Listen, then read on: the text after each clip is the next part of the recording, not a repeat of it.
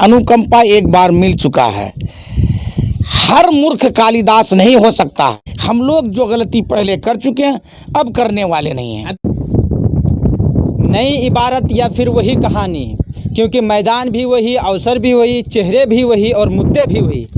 इन्हीं के साथ मैं पहुंचा हूं जोकीहाट विधानसभा के पूर्व प्रत्याशी, जदयू के पूर्व प्रत्याशी मुर्शीद आलम के पास, क्योंकि जब मैंने आपको एक वीडियो दिखाया जिसमें मैं एक क्षेत्र से गुजर रहा था और वहां के लोगों से उनकी राय जानी, तो उन लोगों ने एकदम एक सुर में कहा कि हम मुर्शीद आलम को वोट करेंगे, हम मुर्शीद आलम को मतदान करेंगे, चाहे उन्हें किसी का टिकट मिले या ना मिले।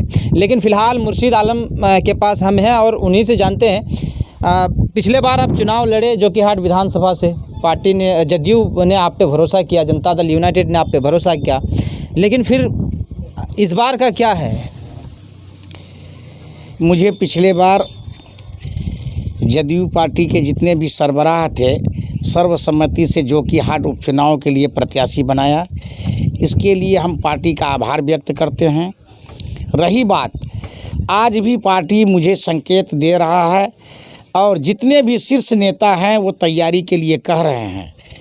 अभी 20/7 को वर्चुअल सम्मेलन हुआ जिसमें जोकीहाट विधानसभा से मुझे ही इस विधानसभा को संबोधित करने के लिए वो अवसर दिया गया और कई बार हमारे पार्टी के शीर्ष नेताओं से बात हुई है। वो हमको बोले हैं कि तैयारी करना है और लड़ना है। संभवतः यानी पूरे उम्मीद के साथ वो कह रहे हैं कि आप ही को लड़ाएंगे और मेरी तैयारी चुनाव संबंधी हर एंगल से पूरी हो चुकी है। हम रात दिन क्षेत्र जा रहे हैं और तैयारी कर रहे हैं, लोगों से संपर्क भी साध रहे हैं। मुर्शीद आलम के अनुसार वे बता रहे हैं कि ऊपर से जो शीर्ष नेता है उनके यहाँ से संकेत मिल चुका है कि टिकट आपको मिलनी है, इसलिए आप अपने स्तर से तैयारी शुरू कर दें, और वे तैयारी भी कर रहे हैं। लेकिन सबसे बड़ा सवाल यही है कि आखिर आप ही क्यों? पिछले बार तो आप हार गए थे। आज तक का इतिहास में जदयू का कोई भी कैंडिडेट जोकीहाट में लड़ा हमसे कम वोट लाया, और आज से पहले 2011 वाला में जब सरफराज आलम चुनाव लड़े थे हमसे कम वोट ला करके वो चुनाव जीत गए। हम उससे ज़्यादा वोट ला के चुनाव हार गए। नहीं तो जब कभी भी मंजर आलम चुनाव लड़ा पहली बार तो 24,000, 23,000, चौथी बार जा कर के उन्होंने जीत दर्ज की। एक बार महागठबंधन में सरफराज आलम को ज़्यादा वोट आया। जदयू ऑनलाइन का जो सदस्यता का एक अभियान चला है, मेरे द्वारा आज के डेट में 14,820 सदस्य को यानी व्यक्तियों को जदयू ऑनलाइन से जोड़ा जा चुका है। सारा व्यक्ति यहाँ निष्क्रिय है।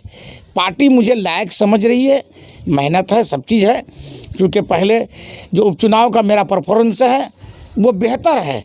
जितने भी जगह उपचुनाव हुआ हमसे कम वोट लाया, चाहे जीत हुई या हार हुई, लेकिन जदयू और एनडीए के इसमें जितने भी कैंडिडेट चुनाव लड़ा वो 40,000 से नीचे वोट लाया। मेरे कुछ नया देखने को मिल रहा है। आपके AIMIM के जो नए चेहरे उभर कर आ रहे हैं और एक नया रूप देने की कोशिश कर रहे हैं, तो कुछ अलग होगा क्या? आप ये जानिए, कई बार से ये जदयू का परंपरागत सीट है। आरजेडी गफलत में है। वो जितना भी सीट आया अगले चुनाव में 2015 में वो आरजेडी का नहीं, तस्लीमुद्दीन परंपरागत जो है ना उनके परिवार का ये सीट नहीं है। तस्लीम साहब लगभग 50 साल से जोकीहाट का नेतृत्व कर रहे थे। उनके मरने के बाद लोगों में एक हमदर्दी थी कि एक बार इसके परिवार को अवसर दिया जाए, और हमेशा देखिएगा कि अनुकंपा का जो लाभ मिलता है वो एक बार, बार बार नहीं, और वो अवसर मिल चुका है और वो सहानुभूति भी ख़त्म हो चुका है।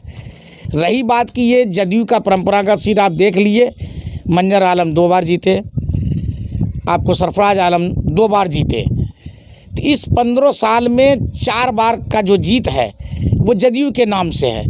इस बार तस्लीम साहब ये हुए तो आरजेडी का ये हो गया। रही बात कि वो लोग अफवाह फैलाने में कामयाब हुआ, मुसलमानों को गुमराह किया कि आप जदयू को वोट देंगे, जदयू बीजेपी के साथ है, बल्कि ऐसा नहीं था, जदयू के साथ बीजेपी आई थी। यहाँ हुकूमत नीतीश कुमार का है।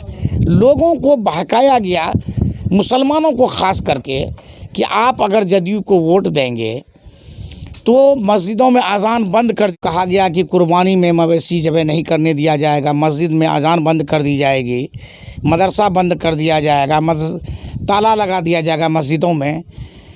ये बात अब जनता जान चुकी है कि ये लोग चुनाव के समय में बहकाने में लोगों को तरह तरह की बात को बहका करके वोट लेना चाहता है। तो आप किसी को एक बार ठग सकते हैं, बार बार नहीं, जनता समझ चुकी है। और दूसरी बार केंद्र में बीजेपी सत्तासीन हो चुकी है। पहले तो बहुमत से ये था कि एनडीए अलायंस में तब बहुमत में था, आज तो अपने बलबूते में 303 सीट लेकर वो खड़ी है, 354 सीट अलायंस में है, दोबारा सत्ता में आ भी गया। लेकिन कहीं पर भी मुसलमानों के साथ कोई अत्याचार नहीं हो रहा है, कहीं मुसलमानों का अहित नहीं हो रहा है। अब मुसलमान जान चुका है कि नीतीश कुमार का पुनः सरकार बनने जा रही है। हम लोग जो गलती पहले कर चुके हैं अब करने वाले नहीं हैं। अभी आप इस सीट के बारे में कह रहे थे कि अनुकंपा बार बार नहीं, सिर्फ एक बार। देखिए, सत्ता के लालच में आदमी इतना अंधा हो जाता है कि उसका सर पर सारा परिवार की दावेदारी हो सकती है। बाकी हमको उस बात पर नहीं जाना है। अनुकंपा एक बार मिल चुका है। हर मूर्ख कालिदास नहीं हो सकता है। इन लोगों का एक मानना है कि सारा आदमी तस्लीमुद्दीन हो जाएगा, ये संभव ही नहीं है। विकास शब्द जो है इसको छोड़ दीजिए, उसके अलावा आपको लोग क्यों वोट दे, इस शब्द को छोड़ दीजिए। कि विकास का जो धारा होना चाहिए, विकास शब्द को छोड़ देना है, लेकिन लोग वोट आपको क्यों दें? सर्वांगीण विकास नहीं हुआ। एक आदमी झांसे में हमेशा बहला फुसला करके, धोखा में रख करके वोट लेता रहा। हम विकास शब्द को छोड़ नहीं सकते। अब जो विकास है वो नीतीश कुमार की वजह से हुआ है। जो बाकी रह गया लोग हमसे उम्मीद करता है, इसलिए मुझे वोट देना चाहेंगे वो। मेरा जो कि हाट विधानसभा के सभी बड़े छोटे बुजुर्ग सभी मतदाताओं से अपील होगा, गुजारिश होगा, करवद प्रार्थना है कि इस बार वो जितने भी पार्टी के लोग आएंगे, आप उनके झांसे में नहीं जाएं, नहीं पड़ें। आप पार्टी को देखकर, व्यक्ति को देखकर एक बार मुझे अवसर दें।